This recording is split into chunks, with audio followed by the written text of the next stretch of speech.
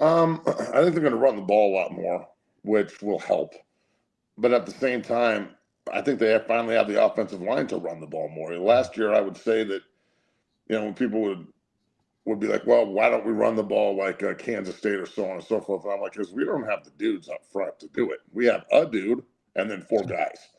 Well, now I think we have 3 NFL draft picks, and 2 of them are first rounders on that squad right now, and they're playing 2 of them next to each other. So Xavier Hill, the big mauler that they got from Memphis, and I'm pretty good friends with Ryan Silverfield, their head coach, and he raves about this kid.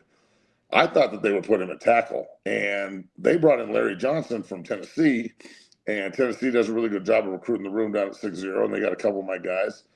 So I was able to get a little bit of insight into Larry, and they put Larry at right tackle, and they moved Xavier Hill to left guard next to Jordan Seaton.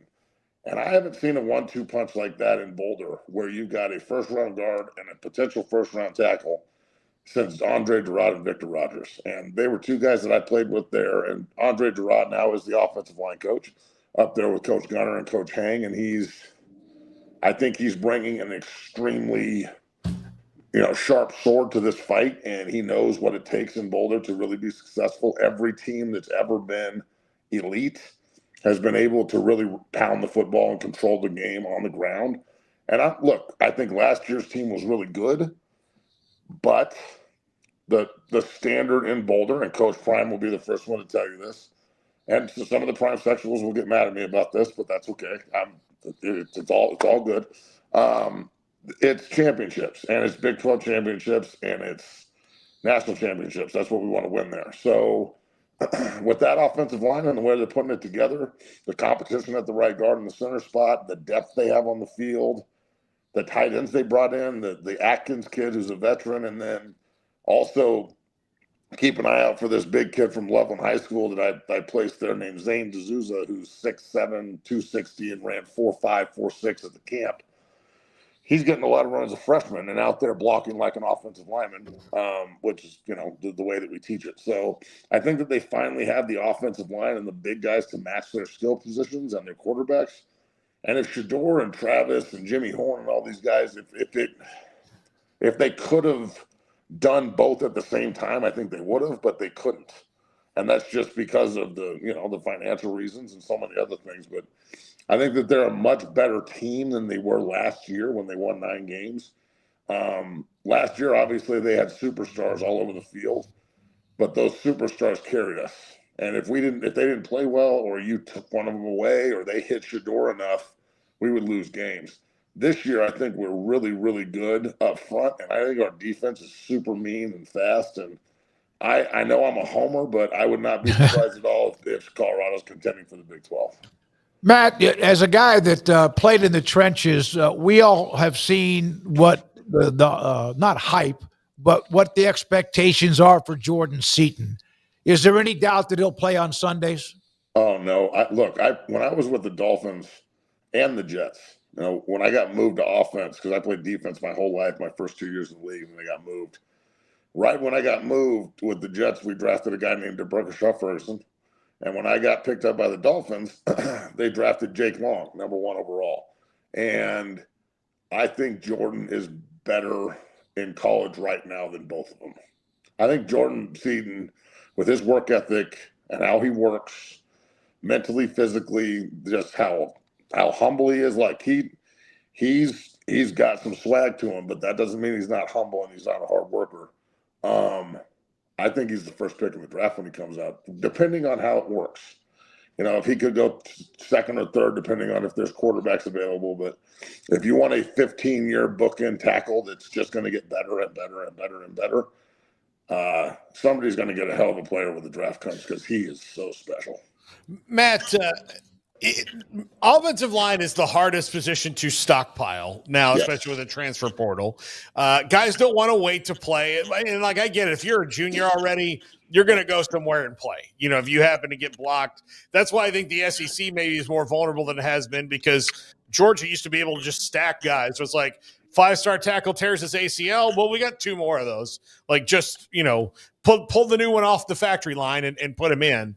But Do you also need to recruit and get guys like Jordan Seaton, who absolutely has made it clear that he wants to stay at Colorado, who's mad when people transferred? He said, you can't build the brotherhood. But to have people like that, to have the magnet for other offensive linemen to go like, well, that's a dude. Like, I know if he's there, I'll look better. Yeah, it definitely doesn't hurt. There's 5 of us. Look, there's 4 defensive linemen, 3 defensive linemen, depending on your set, over, under, odd, things of that nature. But defensive linemen are individuals. They're playing one gap. They've got one job. I know because I did this forever. And then I got moved to offense, and I was like, oh, okay, we're a fist. And if one of our pieces or 2 of our pieces are weak, the defense is just going to attack it all day. And it really doesn't matter how good the other pieces are. So when you've got a guy like Jordan Seaton, who's not only your best player, but is actively recruiting guys, like actively, Brett Coolidge is a guy that's going to commit on Friday, and he's a 4-star, goes IMG, played next to Seaton. He's top 5. Colorado's in the top 5. I don't know if that's where he's going to go. Actually, I know exactly where he's going to go, but I'm not going to tell y'all. But my point is he even considering Boulder if Jordan's not there? A guy that he played with, with that familiarity and that kind of push. Because I don't care what anybody says. Any athlete that plays football that tells you they don't want to play on Sunday is going to Yale. So it's where you can get developed. I think they have the right coaches in place to do that. But so much of it is the guys you play with, because they push you to get better. And if you don't have anybody that's going to take your job ever, or you don't have anybody that's going to push you, are you really going to be the best version of yourself? So, I think that Seaton exemplifies a lot of these things, and he expects the guys that come in to operate like that, i.e. Xavier Hill. I'm telling you, if they stay with this and Hill and Seaton play next to each other all year, we're going to run left a lot for a lot of yards. Well, that's good news, because they just could not functionally run it as part of the offense before.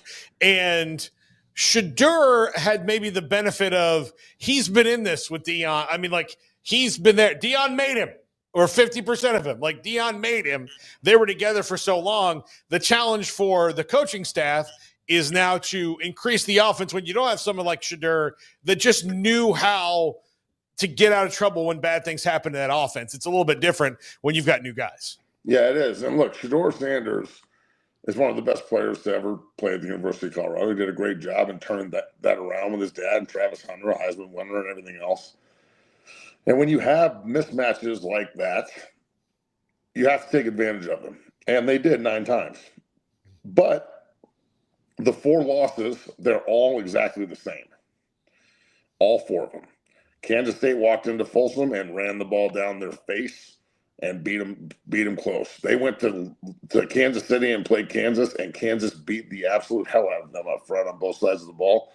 Wasn't close. BYU in the ball game beat the hell out of them up front. Wasn't close. So, it's when they went to Lincoln and played Nebraska.